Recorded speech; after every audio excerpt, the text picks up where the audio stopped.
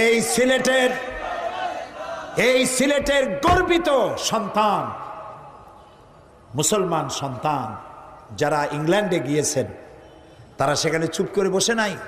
সবাই মদের ব্যবসা করে তা নয়, মদের ব্যবসা করে সামান্য কিছু লোক। বেশিরভাগ লোক যারা লন্ডনে থাকেন, আমেরিকায় থাকেন, ভালো ভালো ব্যবসা করেন, মসজিদ মাদ্রাসা গড়েন, আলহামদুলিল্লাহ করেন। ইস্ট লন্ডনে মসজিদ তৈরি হয়েছে, বিশাল মসজিদ, গোটা ইউরোপের শ্রেষ্ঠ মসজিদ ইস্ট লন্ডনে তৈরি হয়েছে, সিলেটে ভাইরা করছে, আলহামদুলিল্লাহ কোন জোরে।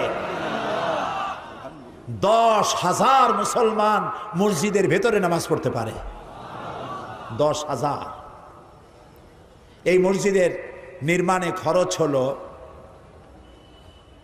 9.35 মিলিয়ন পাউন্ড, যা বাংলাদেশি টাকায় সম্ভবত 125 কোটি টাকার মতো।